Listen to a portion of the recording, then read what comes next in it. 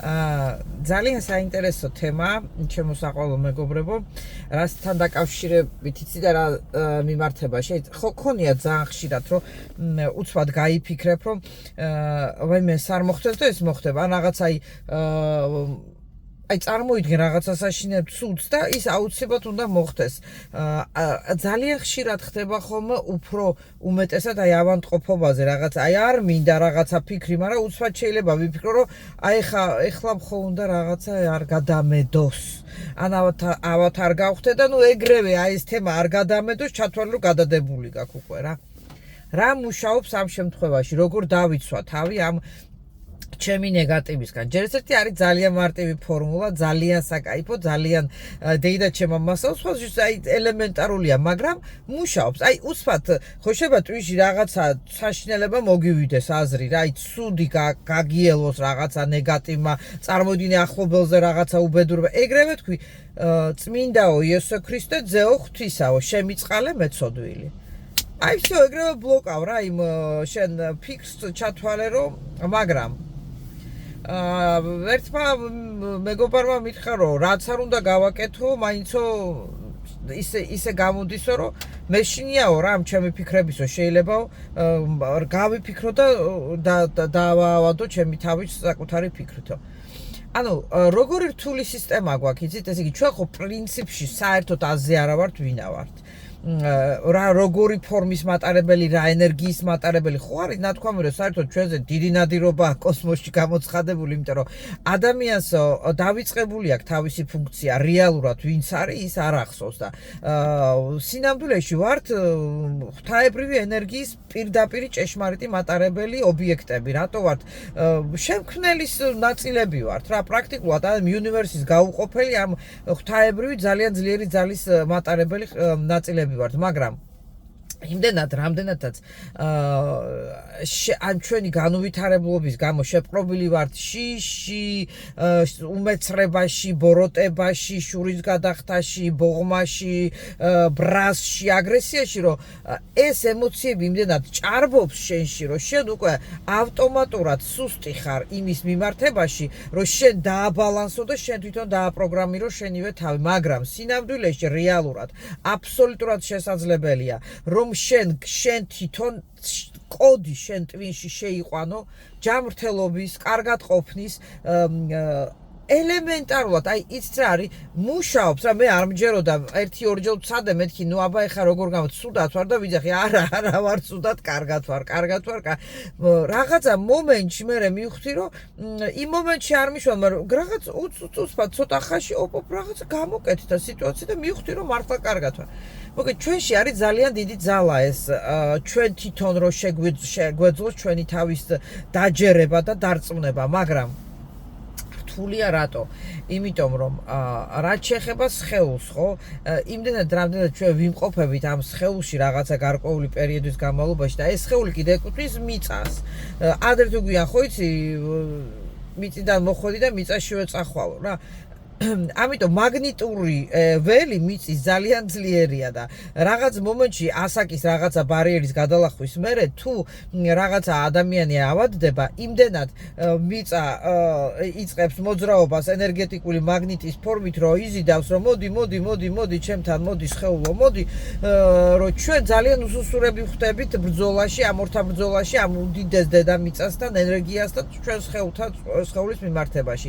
მაშინ, როდესაც შენი რა თქმა უნდა, ყველაფერი დედამიწაზე ცისკროვნებულია და გასულიერებულია, მაგრამ მაინც შენი სული არის თავისუფალი ობიექტი, მაინც შენი სული არის ის ჰოლოგრამა, ის ჰოლოგრამაზე უფრო მაღლა მდგომი ის სუბსტანცია, რომელიც არ ეკუთვნის არც დედამიწას, არც ბუჩქს, არც ყვავილს, არც კოსმოსს, არც ზეცას იმ სახურავს, რომელიც ჩვენ შეგვიქმნეს, რასაც ვეძახით ღრუბლებს და ზეცას. ეს არის აბსოლუტურად უძლიერესი სუბსტანცია, თავისუფალი სუბსტანცია. ესე იგი, ჩვენ გვჭირდება ძალიან ბევრი მუშაობა საკუთარ თავზე. ძალიან დიდხანს ვარჯი, ჯერ ეს ერთი შენმა ამ სულიერმა ძალამ და შინაგანმა ენერგიამ უნდა დაიპყროს და დაიმორჩილოს შენი სხეული. დავიწყოთ საიდან იცით? აი სანამ მივალთ იქამდე რომ მე მეშინია ტვინით დაპროგრამირება ჩემი დაავადების და რა ვქნა როგორ გადავრჩი აქ და მან მაგ ეტაპამდე მივარ ეს უკვე გურუების ეტაპია, როდესაც შენ თვითონ მართავ შენ დაავადებას, შენ რა მოგივაი როგორ იქნები. მანამდე ჩვეულებრივ ელემენტარული ტრენინგი უნდა ვისწავლოთ ხალხო. ეს რა არის დილით რომ გაიღვიძებ, უნდა გაიკეთო რეჟიმი ეს არის რომ აი ვთქვათ, ნუ მე ჩემ რეჟიმს გეტყვით, ჩემი რეჟიმი რა არის. მიუხედავად იმისა, რომ ნიკას წავიყვან სკოლაში თუ არა, მაინც გაღვიძება, რა თქმა უნდა, ლოცვა ის როგორც თქვენ გინდათ, უბრალოდ შეიძლება გაღიმებოთ და გახარებით შეხვდეთ დღეს, ეგეც საკმარისია. და რა თქმა უნდა, წყალს ვსვავ ერთ ჭიქას, მე ვაყოლებ თურმერიკი არის ხალხო ძალიან სასარგებლო ნივთიერება კუჭნაწლავისთვის. ეს არის კურკუმა რა, ამერიკოთ თურმერიკი. აქ კაფსულებში იყიდება. თუ არ არის ბაზარში შეიძლება იყიდო და გახსნა და დალიხოვ, იმიტომ რომ იმდენ რაღაცა არასწორს ვჭამთ, რომ ეს საჭმელიც ძალიან მოქმედებს ჩვენ ჯანმრთელობაზე. ამ მასვავ რაღაც მე ვაყოლებ ავოკადოს oils-ს ერთ კოვს, იმიტომ რომ უნდა დავლიო CoQ10. ესეთი ძალიან კარგი ნივთიერება არის გულისთვის და სისხლძარღვებისთვის. საღეჭი 2 ვიტამინი მაქვს, ესეთი ბურთულები, რომელშიც ბევრი ვიტამინები შედის და ვიტამინი C. და რა თქმა უნდა, ვასხავ წყალს, ვემზადები ჯიმის ტანსაცმელს, მივიცმევ და მივდივარ სავარჯიშოდ. ხშირად მქონია რომ ხა აი თუ ცუდად ხარ და ავად ხარ არ უნდა წახვიდე ჯიმში ან სავარჯიშო პილატესში, მაგრამ თუ ოდნავ მაინც ან კარგით არა გაქვს საშუალება რომ წახვიდე ხო ჯიმში, სახში გაშალე პატარა ეს შენი ის რა ქვია ხალიჩა სავარჯიშო და დაიწყე ვარჯიში. ძალიან ბევრი ვარჯიშებია YouTube-ში, რომ ჩაწეროთ აი ხელების ვარჯიშები, პატარა ვეითებით, დიდი გირებით, უმაგისოდ, უამრავი რაც შეგიძლია სახში გაკეთო. ესე იგი, ამით შენ უკვე იწყებს შენ სხეულთან ბრძოლას, რა მხრივ რომ შენ უქვემდებარებ შენ სხეულს, შენ ხასიათს და შენ სურვილს. ანუ შენ გინდა იყო ლამაზი, შენ გინდა იყო კარგ ფორმაში და რას ქვია ხა სხეულს კიდე ლოგინში უნდა წოლა და ვაფშე სიკვდილი უნდა მიწაში უნდა ჩასვლა ბიჭო, მაურ უნდა ვაფშე დედამიწაზე ზედმეტი სიარული ზემოდან. ქვემოთ უფრო კარგად იხრწნება სხეული, იმიტომ სხეული საკვებია მიწის რა, როდესაც ვხდებით იქ მერე ჩვენზე ყვავილები იზრდება, ჭიები, ჭამე რა, მთელი ტრანსფორმაცია ხდება, სული ცალკე თემატიკაა სხეული. ხო და არ უნდა ეს შენი ზედმეტი ვარჯიში და დედამიწაზე სირბილი და ეგოისტური ემოციების ფრქვევა. ამიტომ რა უნდა გავაკეთოთ? პირველ რიგში უნდა დავიწყოთ ჩვენი დღის რეჟიმის აწყობა. მერე თუ გამომდის ვაკეთებ ინტერვალურ კვებას, საერთოდ ეს არის ძალიან მაგარი რა.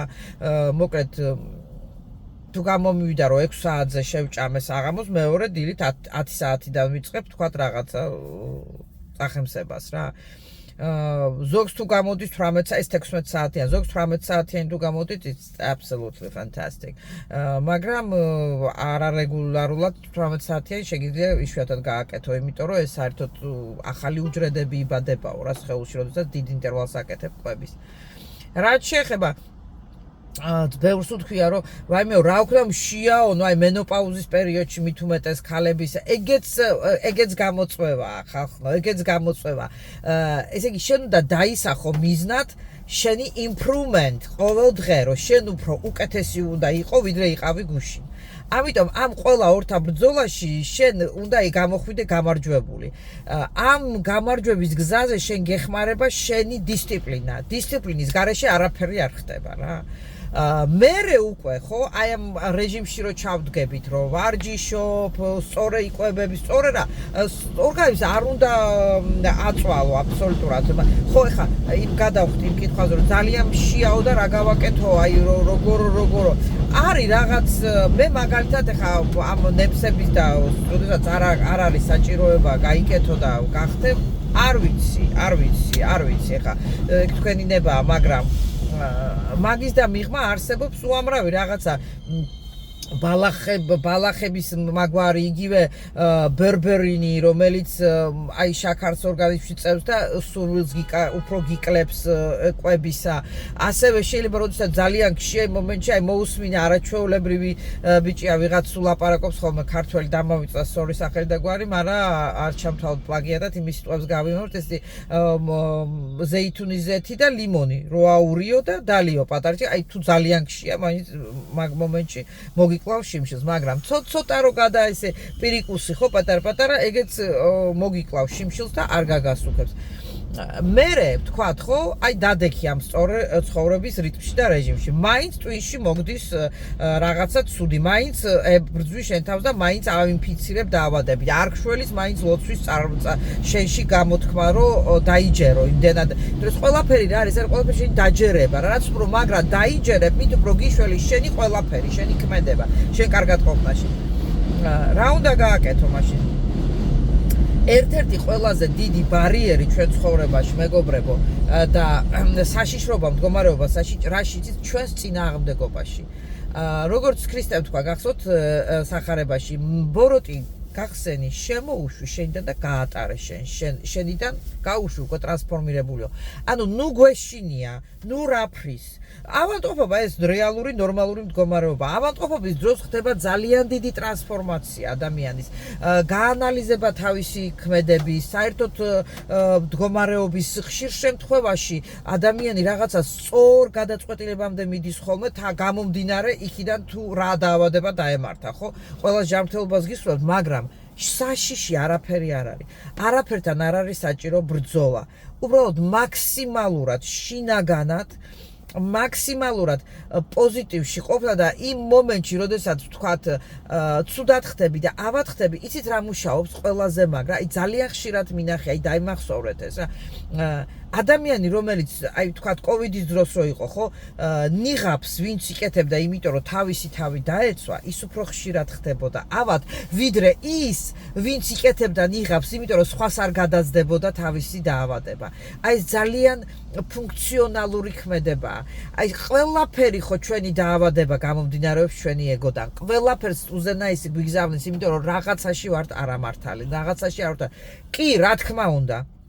მე ხარ ვარყოფ იმ ამბავს, არის კარმული დაავადებები, რომელსაც შე ვერაფერს ვერ უზავ. ადამიანს არაფერი არ გაუკეთებია ჯანმრთელი და უბრალოდ ბრახ და დაემართა საშინელება.